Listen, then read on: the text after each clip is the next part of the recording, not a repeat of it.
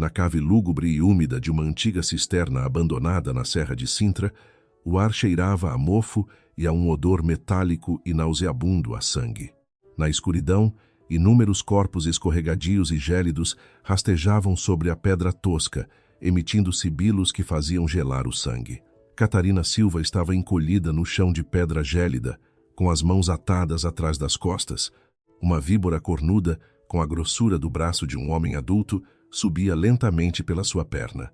As escamas frias colavam-se ao tecido fino da sua roupa, e a contração dos músculos do réptil provocava uma sensação de sufoco quase letal.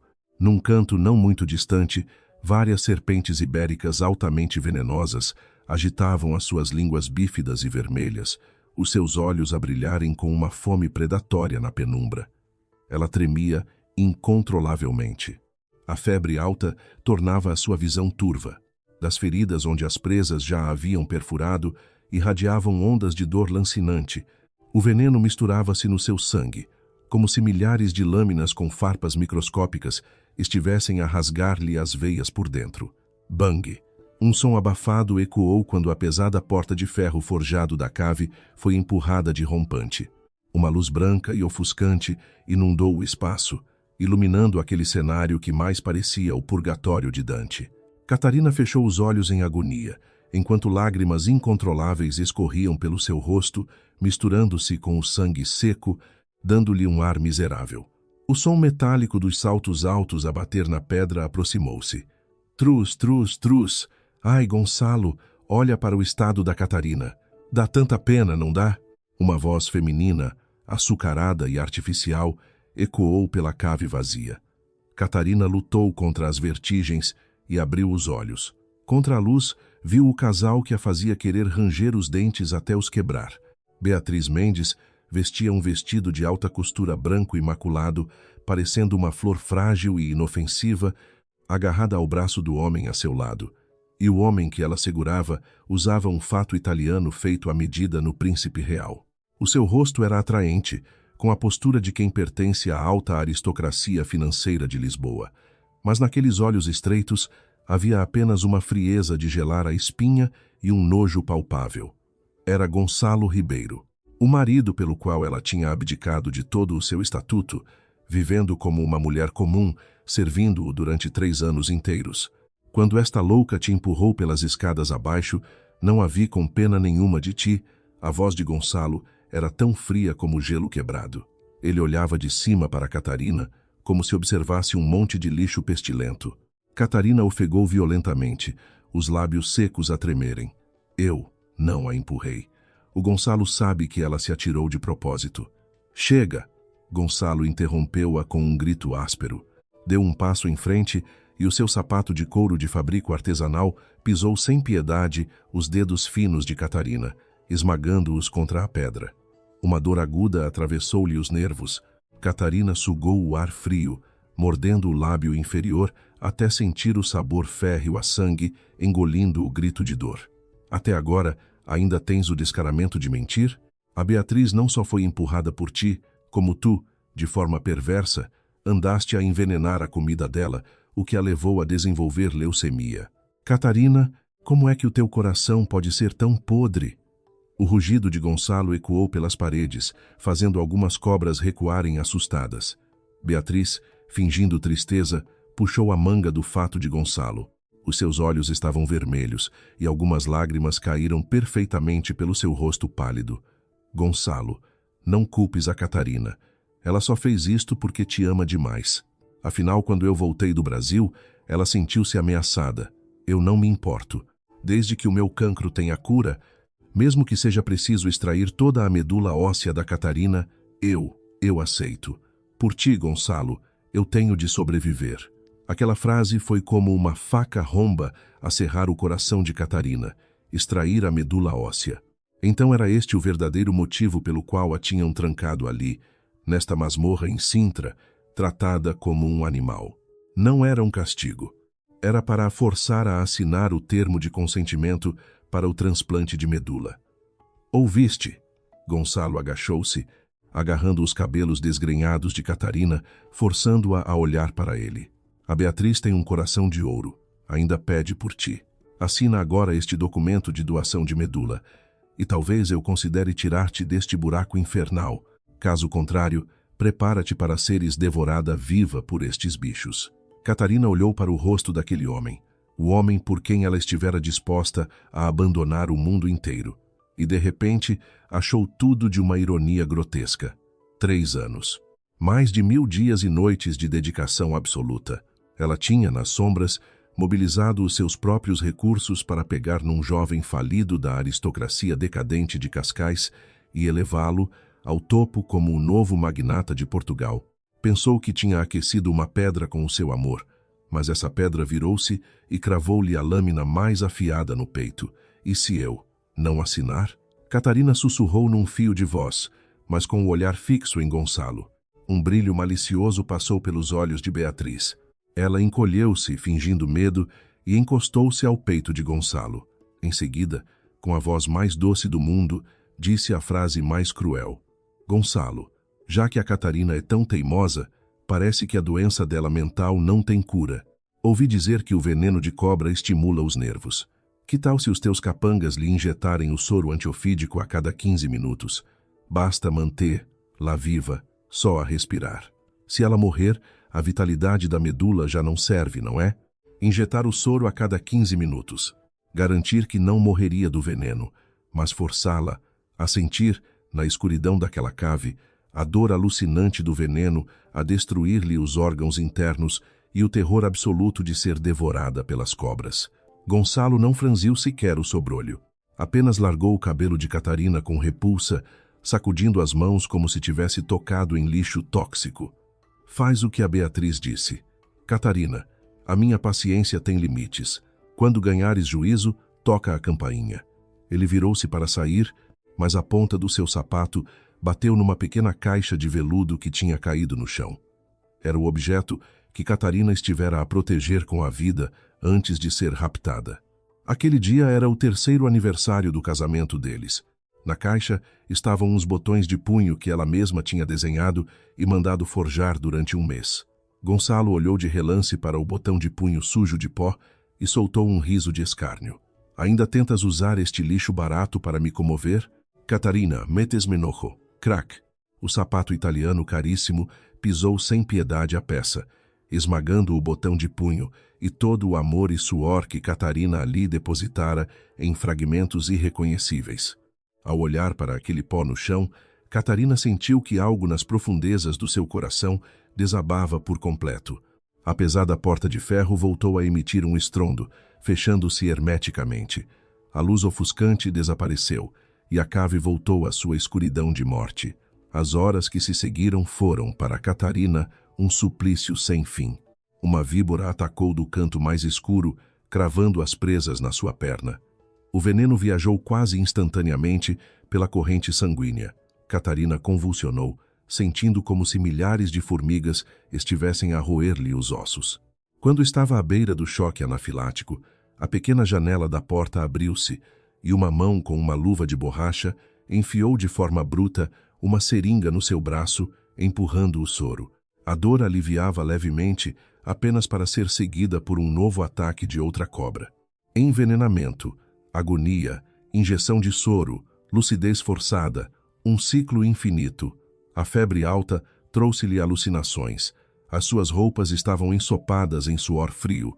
Sob aquela opressão fisiológica e o terror absoluto da escuridão, a última réstia de sanidade de Catarina travou uma derradeira luta. Com o último sopro de vida, os seus dedos trêmulos procuraram no pulso uma discreta pulseira preta. Era o seu trunfo. A carta na manga que ela jurara nunca usar. Ela ainda estivera à espera de um pingo de humanidade em Gonçalo. Não soube quanto tempo passou, mas ouviu passos do lado de fora.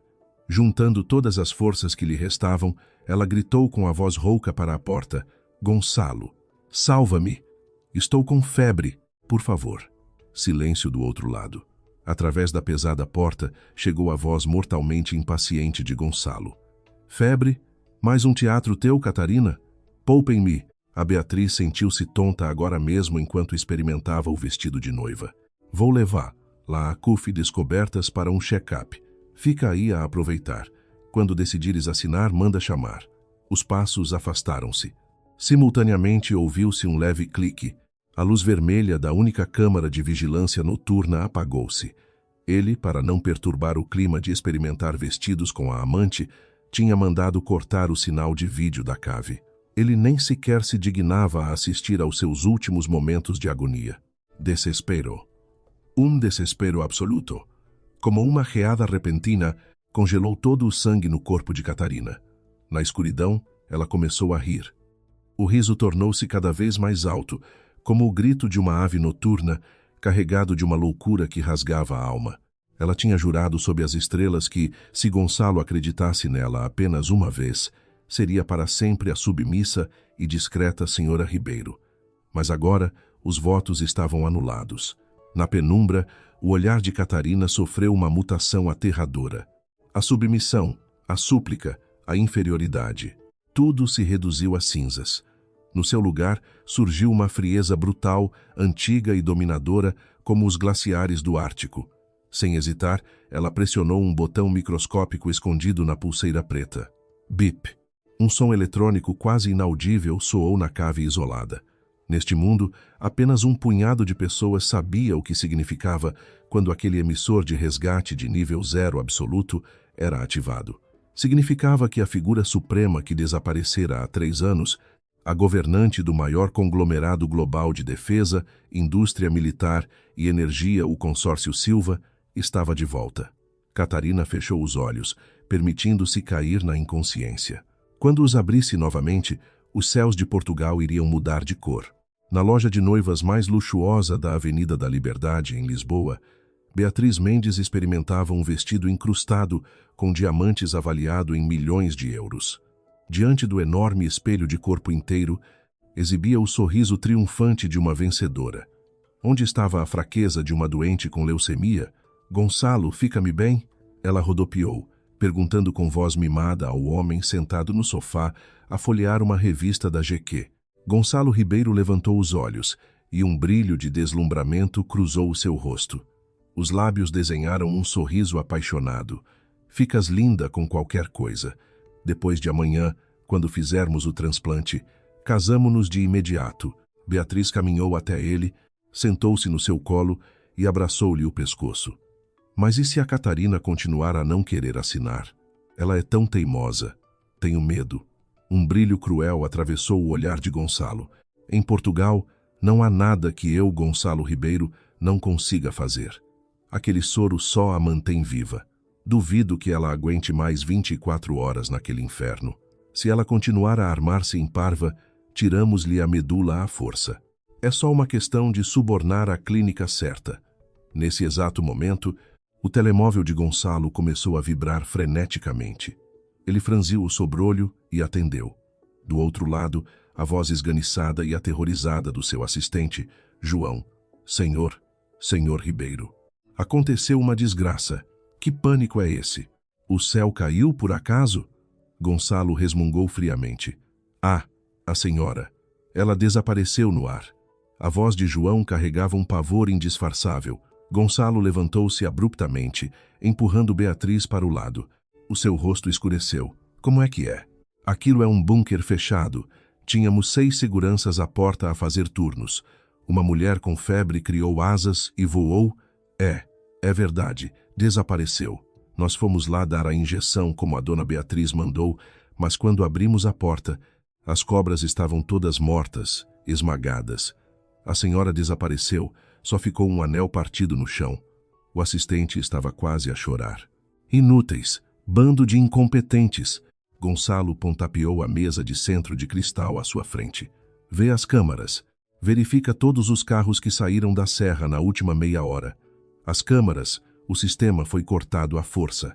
E não foi só na serra. O sistema de segurança de toda a sede do Grupo Ribeiro também foi abaixo há 3 minutos. João arfava descontroladamente e a próxima frase foi praticamente gritada. Senhor Ribeiro, tem de vir à sede agora mesmo. Não é a sua mulher. O céu caiu mesmo. Mas de que raio estás a falar? A veia na testa de Gonçalo latejava. Os radares do controlo aéreo mostram 88 caças furtivos de origem desconhecida no espaço aéreo de Lisboa. E eles estão em formação de combate, a sobrevoar e a cercar o nosso arranha-céus no Parque das Nações. Plaf! O telemóvel de edição limitada escorregou da mão de Gonçalo e caiu no tapete persa. 88 caças de combate a cercar a sede do Grupo Ribeiro. Era ficção científica. Lisboa é a capital europeia. O espaço aéreo e a defesa da NATO são impenetráveis. Como é que caças sem identificação entram por ali adentro e fazem um cerco tático militar? Gonçalo. O que foi? Beatriz, vendo a palidez cadavérica do marido, sentiu um pressentimento terrível. Gonçalo não lhe respondeu. Correu feito louco para fora da loja, saltou para o seu Mercedes Maybach, pisou no acelerador a fundo e arrancou em direção ao Parque das Nações. Quando chegou à base do arranha-céus do Grupo Ribeiro, o seu corpo paralisou por completo. Do céu descia o ruído ensurdecedor dos motores. Não eram aviões civis. Eram 88 caças furtivos pesados, inteiramente negros, com a forma da morte noturna. Pairavam como uma nuvem negra colossal sobre o edifício que simbolizava o pico da riqueza e poder de Gonçalo. O vento gerado pelas turbinas varria as ruas. A Avenida de João II tinha sido totalmente bloqueada por forças especiais fortemente armadas. Carros blindados estacionados nas interseções apontavam armas de grosso calibre a todas as saídas do edifício. O som das sirenes antiaéreas rasgava os céus de Lisboa. Os funcionários do Grupo Ribeiro corriam em pânico pelo átrio de vidro, como se o apocalipse tivesse chegado. As pernas de Gonçalo falharam. Quase rastejando, ele correu até a fita de isolamento policial e gritou para um comandante das forças especiais de rosto impassível. Eu sou Gonçalo Ribeiro, o CEO deste edifício. Quem são vocês? Isto é Portugal. Estão a fazer um ataque terrorista.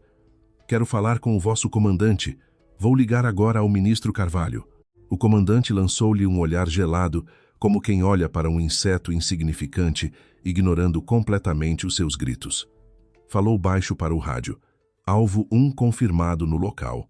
Manter o cerco. Restringir saída do país. Proibido qualquer contato físico com o alvo. Estás surdo? Não sabes quem eu sou? Gonçalo, chegou pela fúria e humilhação, tentou empurrar o comandante. Bang! Sem qualquer movimento supérfluo, o comandante levantou a perna e espetou um pontapé brutal no estômago de Gonçalo. Gonçalo voou como um papagaio com o fio cortado, aterrando violentamente a 3 metros de distância contra o lancio do passeio. A dor excruciante fê-lo enrolar-se como um camarão. Suor frio inundou-lhe o rosto. O seu tão orgulhoso estatuto, dinheiro e poder não valiam mais do que papel higiênico perante aquela máquina de violência absoluta. Enquanto isso, no aeroporto Humberto Delgado, em Lisboa, ao saber que a sede do grupo estava cercada por militares, a primeira reação de Beatriz não foi preocupar-se com a vida de Gonçalo, mas sim perceber que o jogo tinha virado. Com a consciência pesada de quem cometeu um crime, mandou as assistentes enfiarem todas as joias e dinheiro vivo em malas, com a intenção de apanhar o primeiro voo para o Brasil ou Suíça. Usando óculos escuros gigantes e máscara, rodeada de guarda-costas privados, ela correu para o terminal VIP.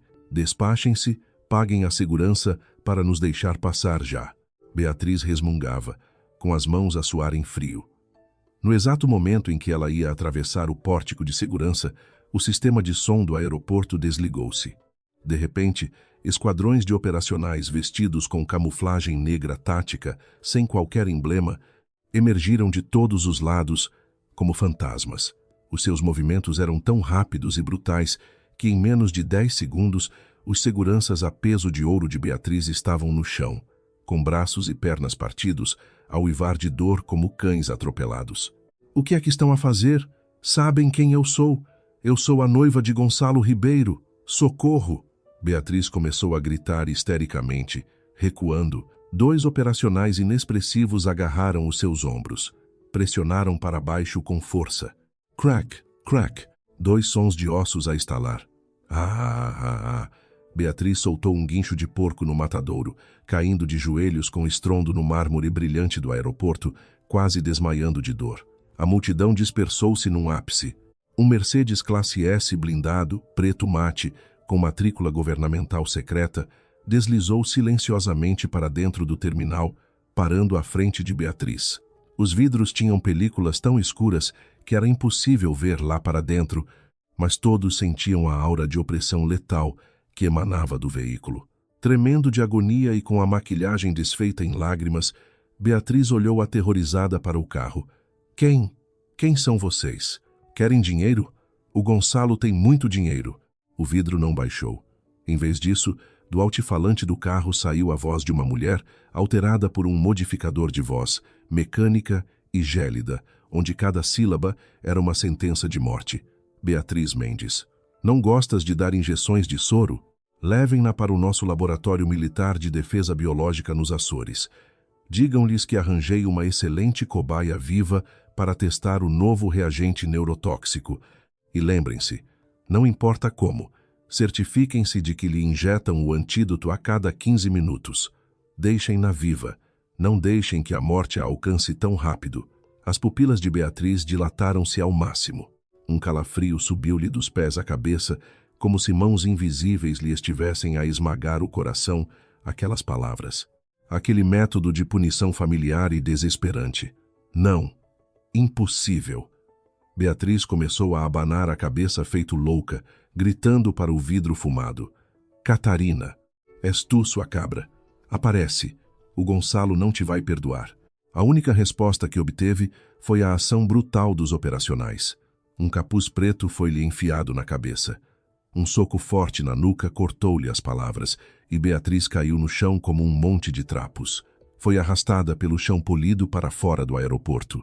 Dentro do Mercedes, Catarina recostou-se no luxuoso banco de pele de aviação, assistindo a tudo com frieza. Ela ainda usava as roupas esfarrapadas e manchadas de sangue da cave em Sintra. Mas isso não ofuscava minimamente a aura de um monarca absoluto que governava o mundo que agora irradiava dela. A seu lado, um homem com um uniforme militar de alta patente e estrelas nos ombros estava de cabeça baixa, mal ousando respirar. Comandante Suprema, deseja que o alvo Gonçalo Ribeiro seja eliminado de imediato? Perguntou o militar em voz baixa. Catarina fechou os olhos, batendo com os dedos ritmadamente no braço da cadeira. Eliminar? Isso seria demasiado brando. O seu sorriso era de gelar o sangue. Ele não se achava um magnata invencível que se construiu do zero. Ele não achava que estava acima de todos, capaz de decidir o destino dos outros. Abriu os olhos, o olhar atravessando o vidro fumado, imaginando Gonçalo rastejando perante as tropas no Parque das Nações. A sua voz cortou o ar como uma lâmina de damasco. Notifiquem todos os parceiros estratégicos, europeus e asiáticos. Em 10 minutos, cortem toda a cadeia de financiamento, fornecedores e patentes do Grupo Ribeiro. Quero que ele veja o seu tão amado império desmoronar-se num abrir e fechar de olhos. Quero que ele se arraste a implorar para me devolver, uma a uma, as peças que me roubou. O som ensurdecedor dos caças furtivos começou a afastar-se lentamente do céu de Lisboa.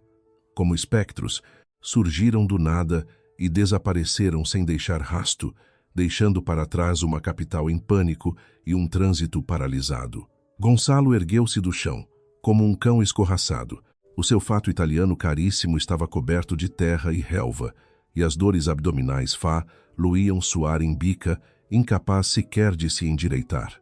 Fixou o olhar na direção em que as tropas especiais tinham saído, os olhos injetados em choque e numa fúria descontrolada. Foi um erro. As coordenadas do exercício militar devem ter se enganado, murmurava Gonçalo, cerrando os dentes, tentando esconder de si mesmo o buraco negro de terror que lhe crescia no peito. Ele era o rei de Lisboa. Controlava as vidas de dezenas de milhares de portugueses no seu Grupo Ribeiro. Era impensável que alguém ousasse usar poder militar para o travar. Arrasado, Gonçalo correu para dentro do edifício. O lobby era o caos total. Diretores e chefes andavam aos encontrões como moscas tontas. Ao vê-lo, correram para ele como se fosse um bote salva-vidas. Senhor Ribeiro, os diretores dos bancos estão a ligar sem parar, estão a cortar as linhas de crédito. Senhor Ribeiro, a alfândega de Sines confiscou as nossas exportações, alegando segurança nacional. Doutor Gonçalo, Inspetores da autoridade tributária e do CEF já estão no elevador. Os relatórios catastróficos choveram como balas. Calem-se todos. Gonçalo rugiu histericamente, forçando a sua fachada de CEO autoritário. O mundo não acabou. Eu, Gonçalo Ribeiro, tenho contactos no governo. Vou para o meu escritório agora mesmo ligar pela linha segura ao ministro Carvalho. Empurrou a multidão, cambaleando para o elevador privado em direção à cobertura. O ministro Carvalho era o seu maior pilar em São Bento, o escudo que lhe permitia fazer o que queria neste império comercial. Com uma palavra dele, as coisas acalmavam. No escritório, com as mãos a tremer, marcou o número encriptado. O telefone tocou durante segundos que lhe pareceram brasas a arder na pele. Finalmente, atenderam. Senhor ministro, salve-me. A voz de Gonçalo trazia um choro reprimido que ele próprio desconhecia. Passou-se aqui algo em Lisboa. Uma tropa maluca cercou o edifício. Uma ilegalidade total. O senhor tem de intervir. Seu animal estúpido que não sabe o que é a morte. A voz do ministro Carvalho já não tinha a bonomia de sempre. Tremia com um terror absoluto. Mas em que entidade é que te foste meter? Gonçalo gelou. Senhor, eu não fiz nada. Faço os meus negócios dentro da lei. Dentro da lei? O ministro berrou de pânico. Há 10 minutos, o Comando Supremo do Consórcio Silva de Defesa e Aeroespacial emitiu um código vermelho para o Conselho de Ministros. Classificaram todas as tuas empresas como alvo de risco global em 3 minutos. É uma força tabu que até os chefes de Estado europeus respeitam com reverência. O que é que tu fizeste para enfurecer aquela divindade da morte? Consórcio Silva. Gonçalo tremeu violentamente, o telemóvel quase a escorregar. Claro que conhecia o nome. Era o gigante invisível que controlava metade da energia mundial e o fornecimento militar da Europa. O fundo financeiro escondido por detrás dos governos. Mas um empresário como ele nem tinha o direito de limpar os sapatos ao consórcio Silva. Senhor ministro, deve haver um equívoco. Eu dou-lhe metade das ações, dou o grupo inteiro. Gonçalo implorava a chorar. É tarde demais. O ministro soltou um riso sombrio. Gonçalo Ribeiro, tu já és um homem morto. O teu nome já foi apagado dos registros da elite. A partir de hoje, nunca nos conhecemos. Tu. A chamada desligou. Tu já és um homem morto. A frase ressoava na cabeça de Gonçalo. Antes que pudesse recuperar do choque, os telefones fixos, o seu telemóvel pessoal e o intercomunicador tocaram todos no mesmo segundo. Era a contagem decrescente de 10 segundos que Catarina impusera. Senhor Ribeiro, as nossas 123 contas offshore nas Ilhas Caimão e na Suíça foram congeladas e limpas por hackers desconhecidos num piscar de olhos. O diretor financeiro entrou de rastos, pálido como um cadáver. Bang! O diretor de compras irrompeu segurando um tablet a tremer que nem varas verdes. Senhor Ribeiro, 300 fornecedores globais cortaram o fornecimento. Exigem o pagamento da quebra de contrato em 2 horas. Se não, pedem a nossa insolvência. As ações. Na bolsa, a Euronext. Um broker berrou do corredor com voz desumana. Alguém deitou bilhões no mercado a vender em massa. O nosso valor destilou. As ações caíram para zero. Zero. O império comercial. A maior fortuna de Portugal. Em menos de 10 minutos, varrida como um castelo de areia perante um tsunami de capital. Não era concorrência de mercado. Era um castigo divino. Uma aniquilação total. Não. Impossível. Gonçalo caiu na cadeira, os olhos sem foco, arrancando os cabelos. Como é que tinha atraído este inferno? Que escama de dragão tinha tocado? Foi então que um flash o atingiu. A família Silva. A família da sua esposa invisível que ele atirou para os escombros de Sintra. Havia rumores na alta sociedade de Lisboa de que a família Silva, embora recatada, era a verdadeira nobreza ancestral com raízes insondáveis. Gonçalo sempre escarnecera disso, achando que eram apenas velhos aristocratas falidos a viverem de ilusões. Se fossem assim tão poderosos, como é que Catarina seria a sua fada do lar capacho durante 3 anos? Mas agora, no desespero absoluto, era a sua única boia de salvação. Preparem o carro. Levem-me à Quinta dos Silva em Sintra. Ele rugiu feito louco e saiu a correr. Na zona oeste de Sintra, a antiga e imponente Quinta dos Silva estava escondida sob copas densas. Os enormes muros de pedra e os portões de ferro forjado centenários transpiravam uma autoridade sufocante. O céu de repente fechou-se e uma tempestade torrencial desabou sobre Portugal. O Maybach miserável de Gonçalo travou a fundo à porta da quinta. Sem sequer abrir o guarda-chuva, tropeçou para fora do carro. O seu cabelo impecável colava-se ao crânio. A água escorria pelo fato molhado. Correu para o grande portão fechado, batendo desesperadamente na aldrava de ferro. Abram. Sou eu, Gonçalo Ribeiro. Sou o genro dos Silva. Quero falar com o patriarca. Por favor, ajudem o grupo Ribeiro. A chuva batia-lhe na cara com força, mas ele não parou. Ele sabia que a cada segundo que passava, bilhões evaporavam. Caiu de joelhos nas duras pedras da calçada da quinta. Por dinheiro e poder, ele abdicava de qualquer réstia de orgulho. O tempo passou, o frio gelava os ossos. Quando ele estava quase a desmaiar, achando que tinham sido abandonados, ouviu-se um rangido grave. Os pesados portões, que pareciam não se abrir totalmente há décadas, abriram-se para fora.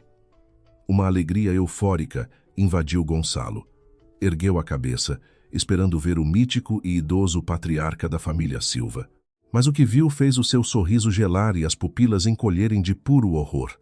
Não havia nenhum velhote de cabelos brancos. Em vez disso, havia duas fileiras de mercenários de elite, trajados com uniformes de combate pretos, armados até aos dentes, emanando uma aura de matança, de arrepiar a espinha. Formavam uma avenida impenetrável de aço humano, de cabeças baixas, numa postura de veneração extrema a uma divindade intocável. Atrás deles, alinhavam-se figuras de fato escuro, impecáveis. Se o cérebro de Gonçalo ainda funcionasse, teria reconhecido lobos de Wall Street, advogados de topo da Europa e os líderes da máfia internacional. Agora, todos esses gigantes globais pareciam servos humildes em redor de uma mulher que Gonçalo nunca sonhara encontrar ali. Catarina Silva. Ela já não vestia o vestido barato, cheio de sangue e lama que usava para lhe agradar, nem as roupas comuns da Ribeiro. Trajava um fato de alta costura totalmente negro, feito à medida por um designer exclusivo. O cabelo estava apanhado num penteado austero e perfeito. A maquilhagem no rosto era afiada e gélida. Nela, não restava qualquer vestígio de submissão. Do seu corpo, emanava uma aura de realeza tão aterradora que Gonçalo sentiu um impulso quase incontrolável de se prostrar no chão. Era a presença da governante absoluta. Trus, trus. O som dos sapatos de salto-agulha no chão molhado soava a gelo. Abadaçada por um guarda-costas com um enorme guarda-chuva negro de fibra de carbono, ela aproximou-se. Catarina olhou de cima para o farrapo humano deitado na lama. No seu olhar não havia ódio, mas sim um desinteresse absoluto, como quem olha para lixo. Estavas à procura do patriarca da família Silva? A voz de Catarina era suave, mas atravessou o ruído da chuva e perfurou os tímpanos de Gonçalo com um calafrio fúnebre. Gonçalo engoliu água da chuva, a mente em curto-circuito. Catarina, por que é que estás aqui? Como é que tens a ousadia de vestir isso? Estás a brincar aos ricos no meio desta crise? O homem arrogante continuava em negação. Preferia acreditar que Catarina roubara as roupas a alguém do que admitir que a mulher que ele torturou no buraco das cobras pudesse ser algo mais. Chama o patriarca. Tu, uma mulherzinha qualquer, não me faças perder tempo. Catarina sorriu friamente para o palhaço em que ele se tornara. Sem lhe responder, ergueu levemente a mão direita, revestida de uma luva de pele preta. Um titã das finanças de fato e óculos de aros de ouro deu um passo à frente, com um sotaque de Oxford polido. Comandante Suprema, eis o relatório final de liquidação da insolvência do Grupo Ribeiro em Lisboa, gerado pelo consórcio Silva. A avaliação real é de negativo 30 mil milhões de euros. Ele está falido e enfrentará acusações internacionais de fraude financeira. Bum! O título Comandante Suprema e o relatório de liquidação caíram como um trovão diretamente no crânio de Gonçalo. Comandante Suprema, consórcio Silva, os olhos dele iam saltar das órbitas. Tu, quem és tu afinal? Catarina curvou-se ligeiramente, aproximando aquele rosto belo, mas letal. O perfume luxuoso sobrepôs-se ao cheiro da lama. Vamos apresentar-nos novamente. Os lábios vermelhos de Catarina abriram-se e cada sílaba foi uma lâmina cortando a vaidade de Gonçalo. Governadora do consórcio Silva Global. Chefe contemporânea da família Silva. E a mulher de quem tu ibas extrair a medula. Gonçalo começou a tremer violentamente. O terror puro engoliu-lhe a razão. Então fora ela? Os 88 caças furtivos. O tsunami financeiro. Era tudo ela. Não. Impossível. Gonçalo agarrou freneticamente as calças de Catarina. Um soldado chutou-o de imediato para a poça. Ele rastejou. Tu eras sustentada por mim. Eras a minha empregada. Os teus recursos fui eu que os dei. Como é que pode ser a chefe dos Silva? Os que tu deste? Catarina endireitou-se, olhando-o com piedade irônica. Achavas mesmo que uma empresa quase na falência em Cascais se tornava o maior império de Portugal em 3 anos devido ao teu gênio? Estalou os dedos. Atrás dela, o assistente projetou um holograma no ar. Documentos confidenciais flutuavam na tempestade.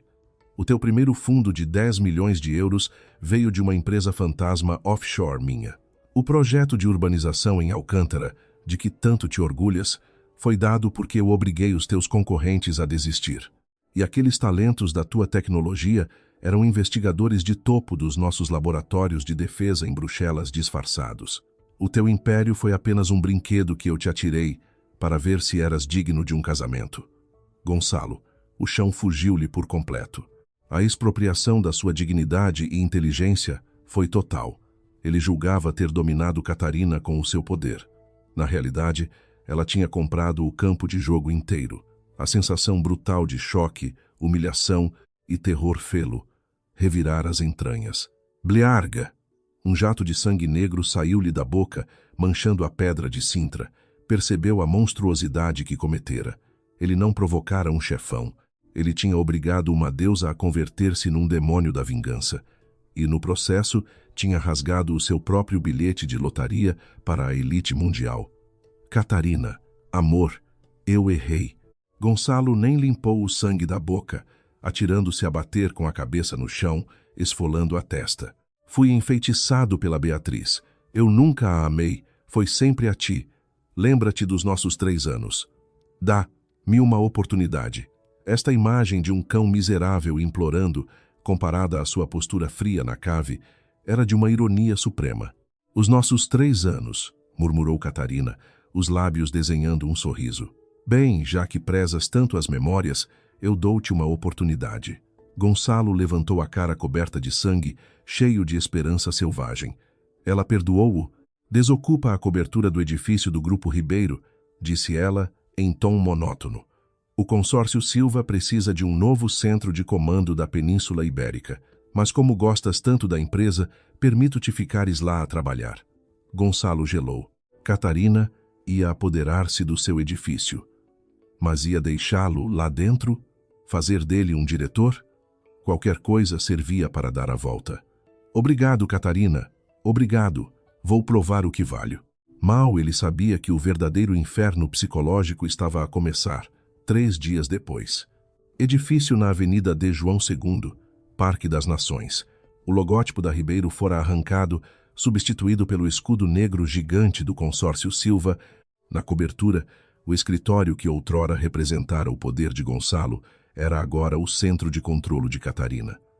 Do lado de dentro da porta dupla de carvalho maciço, ouvia-se líderes globais a discutir contratos de centenas de milhares de milhões de dólares que afetavam o PIB de países inteiros.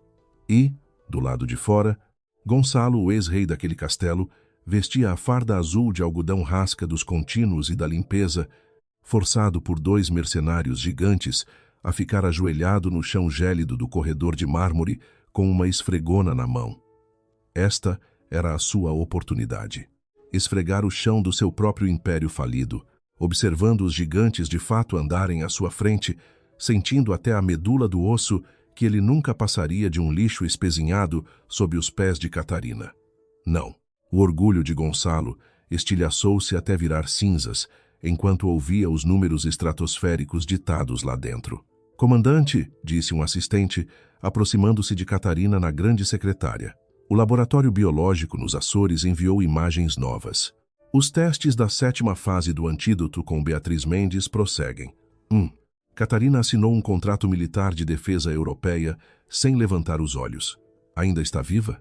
Sim, apeias, injeções pontuais a cada 15 minutos, para maximizar o pico da sensibilidade da dor neural sem provocar falência de órgãos.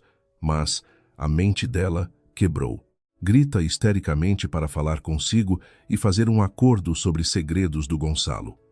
Liga para o ecrã, Catarina poisou a caneta. Ouvindo o nome de Beatriz, o coração destroçado de Gonçalo lá fora teve um salto. Ele espreitou pelas frestas. Beatriz era a sua única e última âncora mental. Achava que o amor da jovem por ele era puro. O último triunfo romântico sobre a esposa gelada, o gigantesco painel LCD da parede da cobertura ligou-se. A imagem mostrava uma masmorra úmida nos Açores, forrada a tubos de aço. Amarrada à maca cirúrgica estava uma aberração irreconhecível. A pele outrora alva era agora roxa e esverdeada pelas necrose e venenos, cabelo em tufos arrancados, olhos encovados, rebentados de capilares. Se não fossem os ossos da cara, Gonçalo nunca reconheceria aquela noiva maravilhosa que tinha ao colo há 3 dias. Soltem-me, matem-me. O uivo de Beatriz era um guincho excruciante e visceral. Beatriz, a voz gelada de Catarina ecoou pelas colunas do laboratório açoriano. Querias falar? Aquele som foi como a última réstia de esperança no inferno. Beatriz atirou-se aos gritos contra as amarras, falando velozmente: Catarina, senhora Silva, eu conto tudo. Peço-lhe, execute-me. Foi tudo culpa daquele filho da puta do Gonçalo. Foi ele que me obrigou a atirar-me das escadas para te incriminar. Ele queria o divórcio, mas não queria perder os teus milhões ocultos. Lá fora, a cabeça de Gonçalo pareceu explodir. Olhou, incrédulo, para a mulher, outrora o amor da sua vida, agora a vendê-lo ao desbarato, e achas que ele não sabia o teu valor real. Ele falsificou a minha leucemia. E ele andou a meter neurotoxinas microdosadas no teu jantar durante meses para te submeter. A leucemia era falsa. A tua medula óssea produz um anticorpo hiper raro que vale milhões no mercado negro. Ele ia vender-te até a última gota de sangue. Cada sílaba era um golpe fatal na espinha de Gonçalo. A prova de amor desnudava agora as trevas abismais do seu lado mais negro, expostas a todos os presentes. Mentira, sua puta rafeira, estás a mentir para salvar o pelo. Gonçalo berrou feito maníaco no corredor, tentando irromper pela porta para matar a mulher. Mas uma coronhada surda do segurança polo a morder o chão, sangrando no mármore recém-lavado. Catarina manteve a expressão neutra. Isso é pouco para uma bala, Beatriz. Há mais. O dinheiro da Suíça. As contas offshore do Grupo Ribeiro. Ele desviou 30 milhões para as contas que meteu no meu nome. Era lavagem de dinheiro, corrompeu autarcas na Câmara de Lisboa. As passwords estão todas comigo. Eu dou-te tudo. Mata-me. Vitória mental. Que coisa ridícula.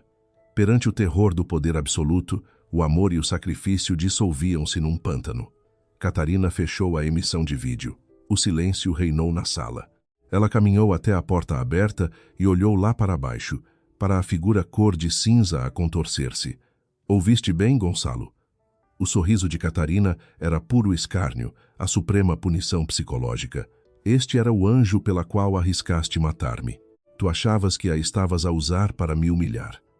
Na realidade, acabaste como um idiota colossal, sendo mordido pela própria cadela raivosa que criaste. Foste a tua própria chacota. Gonçalo começou a ter convulsões epiléticas, babando-se no chão. O seu estatuto desapareceu, o dinheiro sumiu e, por fim, a espinha dorsal de sanidade, que era a sua justificação do seu falso verdadeiro amor, foi moída. Ele abriu a boca e grasnou, rastejou feito barata de 4 patas no chão. A sua mente derreteu. O homem implacável que dominara Lisboa foi apanhado do chão como lixo pelo colarinho pelos seguranças, arrastando um trilho de sangue pelos corredores límpidos, perante o olhar de desdém e repulsa da elite da empresa. Lançaram-no rampa abaixo para o antigo armazém industrial fechado nas fundações do arranha-céus, que cheirava a óleo e mofo. Bang! O pesado portão metálico fechou-o no escuro gelado. Na negrura nauseante, a dor no crânio fez Gonçalo despertar bruscamente do delírio. Ele começou a ofegar ruidosamente. Na escuridão projetavam-se os risos de Catarina e a cara demoníaca de Beatriz. Não, eu ainda não perdi, eu não perco. Gonçalo mordeu o lábio inferior. Ele tinha um último trunfo. A última carta guardada que nem Beatriz conhecia. Com os dedos rasgados e ensanguentados, ele esgaçou a costura secreta da perna das calças de lona e encontrou um mini-satélite emissor de comunicações por satélite militar. Comprou-o há 2 anos na Dark Web Ibérica, transferindo secretamente €1.000 milhões do capital da Ribeiro para um grupo internacional, Trono da Noite. Uma rede paramilitar, ultra-clandestina de mercenários e traficantes de armas que operava à margem da lei, com um poderio que punha exércitos governamentais a tremer. Eles venderam-lhe a Operação Cerberus, um salvamento tático incondicional em caso de morte súbita, com extermínio total do alvo designado, independentemente de quem ele fosse. Catarina, achas que mandar uns aviõezinhos pra cá resolve tudo? Ele soltou uma risada psicótica, carregando no botão vermelho. Segundos depois, uma voz rude em inglês com sotaque de leste atendeu, encriptada. Aqui fala o quartel-general de leste, Trono da Noite. Código de identificação. Código Beta Lobo 07. Sou Gonçalo Ribeiro. Gonçalo sussurrou furiosamente para o microfone, agarrado a este como a um crucifixo. Os $1.000 milhões estão pagos. Exijo o resgate. Estou aprisionado na base da sede Ribeiro no Parque das Nações, Lisboa. Invadam isto. Matem todos na cobertura, especialmente a Catarina Silva. Tragam-me a cabeça dela. Do outro lado, o operador verificou dados. Coordenadas aceites. Parque das Nações. O nosso destacamento operacional Lobo Ibérico acabou de atracar num navio camuflado no estuário do Tejo. Em 20 minutos, tomaremos esse arranha-céu. Bip! Gonçalo desatou numa gargalhada alucinada na cave nojenta. O sangue pingava nas costas das mãos dele. Ele visualizava a Catarina fuzilada, a sala banhada no sangue da alta roda. Perante a metralhadora AK-40 e 7 cega e pura violência mercenária, não haveria dinheiro nem poder empresarial que lhe salvasse as cabeças ocas. Eu serei o último a rir. No entanto, nesse mesmo instante, na cobertura sumptuosa do edifício, a atmosfera estava perfeitamente descontraída, beirando o irônico. A chuva parou. O sol cintilante do final de tarde brilhou através das vidraças até ao rio Tejo. Catarina estava sentada na sua poltrona de comando em pele, desfrutando calmamente de um chá preto dos Açores, super exclusivo na sua chávena de porcelana da Vista Alegre. Parecia que destruir um homem em 20 minutos era menos cansativo que espanar o pó de um casaco. Naquele imenso escritório, sentado de pernas cruzadas no sofá, encontrava-se um homem vestido com um sobretudo tático integral negro, girando no dedo um isqueiro de platina. O seu rosto era profundamente desenhado, exibindo a aura brutal de alguém habituado a degolar gargantas nas trincheiras, mas cujo olhar focava apenas na presença tranquila de Catarina, o seu refúgio e veneração absoluta. Tiago Lobo Vasconcelos. O líder invisível que, nas sombras dos últimos 3 anos, enquanto ela vivia como submissa mulher casada, geriu toda a imensa infraestrutura criminal e de combate global da família Silva. A lâmina mais sedenta de sangue de Catarina. Ele usou o Consat, disse Tiago languidamente, pousando o isqueiro e rindo com desdém sonoro. A divisão local do Trono da Noite. Aquele idiota ibérico no comando da unidade apanhou a missão de ataque. Neste momento, há 300 soldados mortais a entrar em carrinhas blindadas pela IC-2 rumo aqui. Ah! Catarina soprou o vapor do chá e abriu um sorriso gélido de puro divertimento. É sempre impressionante como a estupidez do Gonçalo rompe com os limites do intelecto humano. Enviar a minha própria organização externa de varredores para me tentar matar. Tiago riu gostosamente, com um fascínio mortífero nos olhos ao encará-la. O Pacóvio achou que estava a esbarrar no pico da violência global com o Trono da Noite. sem fazer ideia que essa guilda mercenária é só o quintal sujo subsidiário do consórcio Silva de Defesa. Paga as tuas contas de luxo usando os teus cães de caça para te morder. O que vamos fazer? Deixar? Ver o espetáculo da estupidez? Catarina baixou os olhos frios. Diz a segurança do edifício para abrir as portas da frente. Abram caminho. 15 minutos depois. Cabum! Uma explosão síncrona arrancou os portões de metal das docas subterrâneas do edifício.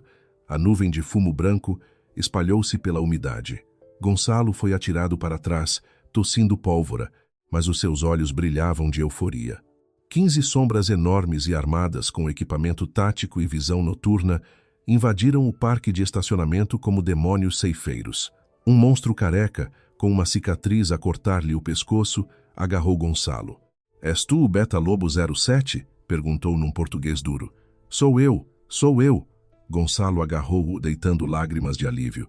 Onde está o comandante de topo? Destruíram a cobertura? Mataram-na?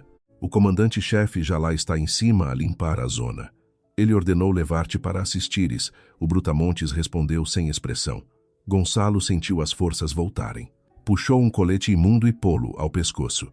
O seu porte erecto ressuscitou temporariamente. Ia vingar-se pela desgraça da sua empresa e a sua destruição física. Ia rir daquele poço de sangue. Subiram de elevador, ladeado pelos fuzis M4. Ao aproximar-se da cobertura, no longo corredor de mármore, Gonçalo não viu fumo de tiros. A imponente porta dupla estava ligeiramente aberta. Gonçalo pontapeou a porta brutalmente. Bang! Mas o sorriso esgazeado morreu antes de se desenhar. Lá dentro não havia cadáveres, nem a elite global feita em pedaços. Catarina mantinha a postura relaxada, verificando calmamente um documento de ação da Bolsa de Londres, indiferente à horda de fuzis de assalto. A seu lado, encostado a uma estante, estava o letal Tiago Lobo Vasconcelos, de sobrancelha erguida. No centro da sala estava um líder mercenário altíssimo, envergando blindagem tática pesada de topo de gama.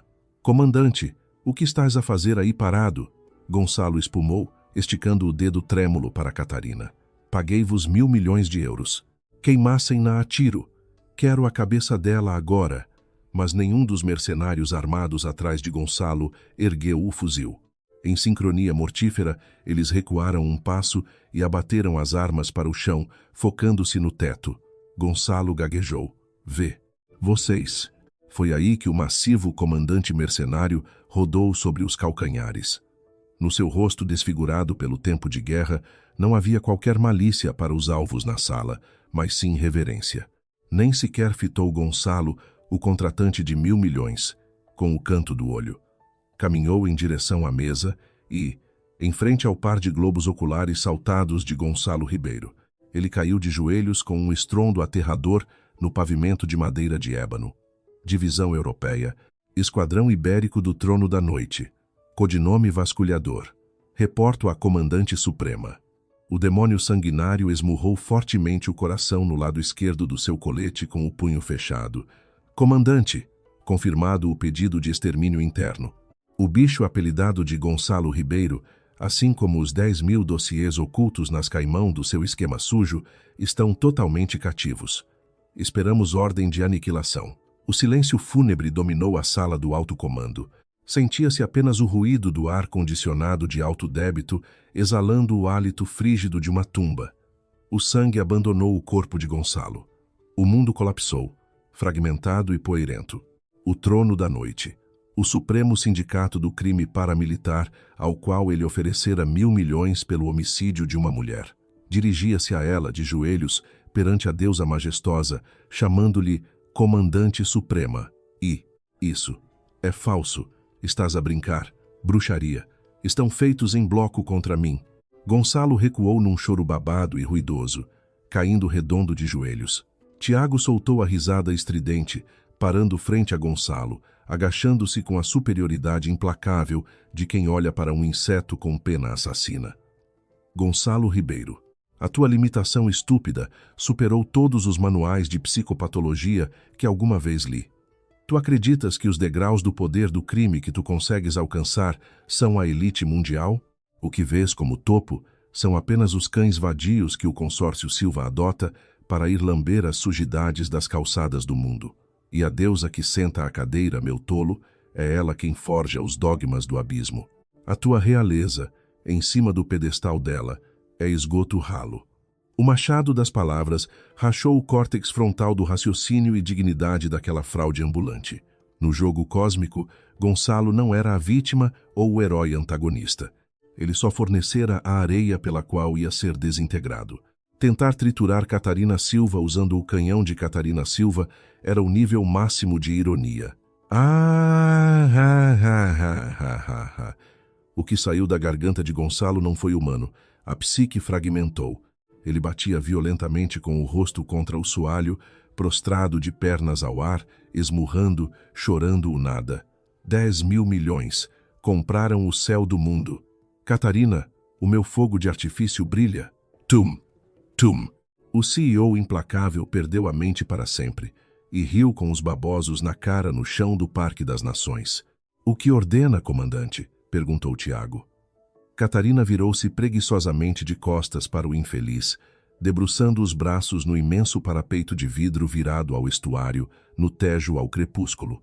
Ele acha a reputação e posição o centro gravitacional deste país, disse a deusa numa voz cortada em gelo.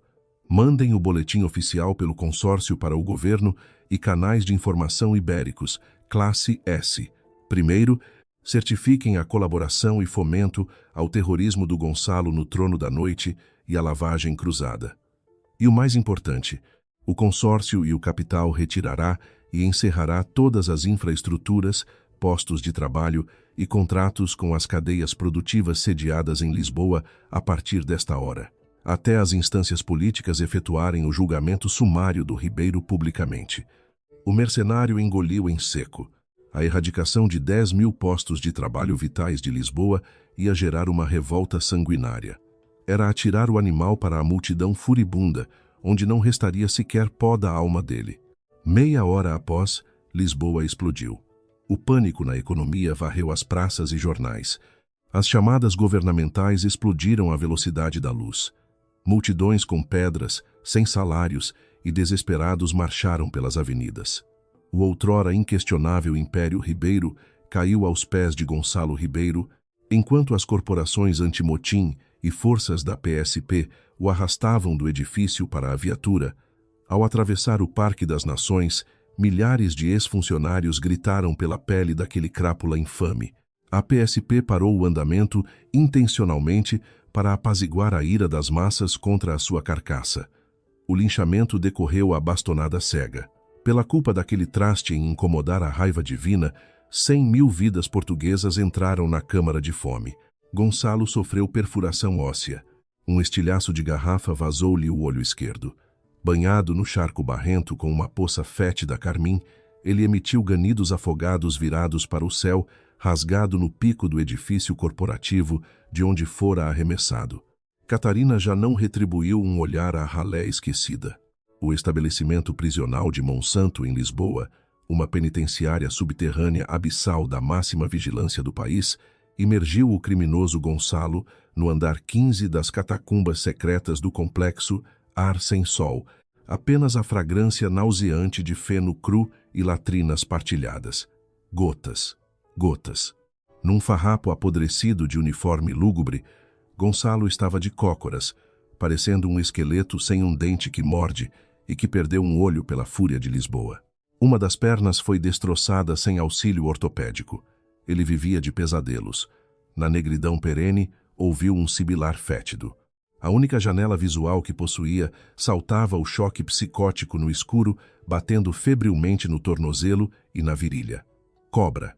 Víboras, fogem de mim. Ele balbuciou numa língua oca. A sala em Monsanto estava nua, a 1.500 metros nas pedreiras de betão isoladas da floresta urbana. A escuridão criava espasmos de neurotoxina da masmorra, em Sintra, a rasgarem-no até aos capilares internos com dores fulminantes. Ele coçou o tecido até esfacelar a veia de sangue para ver se achava uma presa envenenada fantasmagórica. Socorro, eu imploro.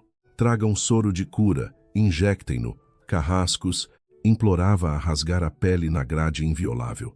O guarda fechou os lábios, desdenhoso. Bateu rudemente com o cacetete nas amarras. Emudece. Um animal que fuzilou milhões de pão desta nação. Morre de podridão sem incomodar. Traste. Gonçalo tombou exausto. Foi nesse momento, numa tela obsoleta do corredor, para instruções da pena no teto do betão estanque da prisão, os relés brilharam. De imediato, em todo o país. Das praças do Marquês de Pombal ao centro comercial em Colombo, até as TVs na Serra e no mundo inteiro, uma transmissão intercontinental impôs uma visualização obrigatória, num enlace do século, uma ilha monumental no arquipélago da Madeira, com as frotas aeronavais de classe Gerald Ford circundando em modo baluarte. Caças do futuro rasgaram a Via Láctea transatlântica, com formações que cegaram em brilho azul-aço as transmissões mundiais, e o ecrã rasca de Gonçalo. A pupila sã de Gonçalo colou. O coração que feneceu desfalecera no pulso morto. Ao fundo de um corredor forrado a seda de platina, lá estava Tiago, do trono da noite, uniforme honorífico escuro forjado de insígnias de sangue. O carrasco global suavizou a postura homicida, virando a testa devota da imensidão negra a ela. O ecrã rodou perfeitamente e Gonçalo urrou agonizante a deidade inegável, Catarina Silva. Catarina vestia um vestido monumental costurado à mão há 36 meses, com seda ônix de aranha, cravejada de obsidiana estelar, espelhando no chão cintilante estrelas distantes. A sua cabeça mantinha a soberania inigualável e esmagadora de uma diadema de diamantes de césares azuis imperiais. Nela estava cristalizada a força gravitacional da deusa. Perante os arquiduques, donos da América corporativa, velhos barões dos Illuminati, todos os senhores ajoelharam, curvando-se nas vestes a Senhora do Equador e Hemisférios. Declaramos os votos nupciais planetários, falou a emissão internacional com clareza. A matriarca global do Sistema Integrado e Defesa Militar Consórcio Silva e do eixo da Ordem de Cima e Clandestina, a Senhora Suprema Catarina Silva e Tiago Vasconcelos, unificam-se hoje pelo decreto intocável. Tiago dobrou ambos os joelhos com reverência intemporal. Passou o anel simples ao longo dos falanges de fadas na nobre mão, jurando proteção implacável contra o universo pelo trono da noiva. Catarina Silva acenou o seu meio sorriso. Rainha sublime. O topo das pirâmides estelares na ilha luxuriante. Defronte a um muro nojado em Lisboa, Gonçalo engoliu alucinado, babando vômito negro. É meu! Ganiu contra o ecrã numa fúria ensandecida que arrebentava as placas ósseas. Arrojou-se no aparelho para furar as telas. O sangue das perfurações escorreu e fechou os olhos feridos, e com eles arrependeu-se na via crucis eterna que sofreria. Ele jogou o anel universal pelo charco fedorento da amante mesquinha. Ele que o anjo do inferno se apiedasse do homem sem honra, que traiu quem lhe deu tudo a pratos faturados de luxúria, pífia e inveja torpe. A imperatriz da criação olhara de soslaio inadvertidamente, lançando os olhares para além das praias tropicais até a grade férrea invisível da prisão subterrânea. Não havia nenhum asco, somente o esvaziamento completo. Nós eliminamos os parasitas do tapete da majestade. Quem recordaria bactérias esmagadas? Essa indiferença extrema fulminou o resto da alma dele, jorrando sangue das vísceras corroídas num estertor sufocante. Gonçalo abriu os olhos mortais embasbacados no teto, sentindo os rios da serpente enigmática devorarem os escombros apodrecidos num purgatório insondável em Monsanto para todo o sempre, simultaneamente. Na cave infernal biomolecular no arquipélago insular açoriano, sirenes esquizoides gritavam na penumbra. O corpo grotesco amorfo, sem a fisionomia dita humana, anteriormente conhecida por Beatriz, estava num estado de mutação hediondo pelos reagentes contínuos e desumanos. A tortura da morte revogada acenava num frenesi em cada quarto de hora, para os nervos dilacerarem num picador em fogo real. Matem-me, arfou ela nos tubos biológicos. Ao ver um pistão espinhal robotizado, prestes a aplicar os injetores neuroparalisantes para a 10ª punção torturante, algo instintivo rugiu de dentro da escumalha humana. Beatriz desfigurou a pulseira cirúrgica, rompendo tendões num coágulo hemorrágico violento, com uma arrancada estripada suicida, cravando a cabeça podre num motor de hélices e lâminas operatório cortante. Crash. Salpicos no aço estéril. O crânio fútil extinguiu-se no buraco metálico para desfrutar da aliviante dádiva macabra de escapar ao Deus Supremo ofendido, reduzida a nada absoluto sem sequer rasto do pó da sua existência miserável. Brisa oceânica violenta com o odor perfumado da brisa salgada atlântica perpassava um dos continentes flutuantes gigantes. O imenso porta-aviões tático termonuclear de uma frota furtiva que rasga os mares profundos partia agora a caminho. Há 30 dias após a revolta no globo ibérico perante a cerimônia, a esquadrilha indômita do exército aéreo furtivo guardava a nau capital em fileiras estelares impenetráveis da deusa majestosa, a base da família Silva. Ao anoitecer, carmim cor de pêssego afagou as lâminas das embarcações. No pico das plataformas, ergueu-se um traje minimalista albino na indumentária marinheira de combate, sem adereços cerimoniais na cabeleira formidável arrastando-se para a popa, encarnando total hegemonia nos céus em calmaria, sem remorsos perante a opulência dos mundos submetidos. Um pesado e viril casacão de inverno da marinha cobriu Catarina e abraçou os seus ombros alvos e frígeis. Tiago ficou parado, estupefacto, uma silhueta monumental unindo os dedos maciços nela ao vento marítimo. O som sussurrante da deusa a abraçar os mares sem os obstáculos imundos. Um oficial superior a envergar a condecoração Silva apressou-se nas costas, reverenciando a posição rígida militar do regimento. Comandante. Relatório expedido pelo gabinete ibérico a finalizar o incidente na cadeia penal de alta segurança na localidade da prisão de Monsanto, Lisboa. O recluso Gonçalo Ribeiro, oficializado na câmara vegetal com encefalograma limpo, cérebro estagnado totalmente catatônico, na paralisia total. Aos parceiros parasitas e familiares que lucraram ilegalmente durante as investiduras nos contratos, liquidamos nos corredores da Bolsa até ao derradeiro euro extorquido globalmente sem escrúpulos. Sobre a sede do antigo polo industrial na Baía Nacional e marcas de escuma falida e periférica deixadas intocadas, vamos exterminar tudo a cinzas ou reabsorver o nome ao conglomerado? O oficial suplicou ordens, sem alento ou fôlego, com os ombros pesados do pavor e dever perante os céus da deusa. Catarina mirou a extensão intocável no abismo oceânico da água profunda, com a alma inerte no seio do silêncio, sem soltar nem o esboço de tremor por escutar os resquícios no nome maculado. A palavra Ribeiro soava mais obsoleta e repulsiva que um livro rasgado sem lendas ou heroísmos baratos. Apenas pó da sarjeta para as nuvens celestiais, onde residia perenemente no patamar infinito intocável de Império Supremo.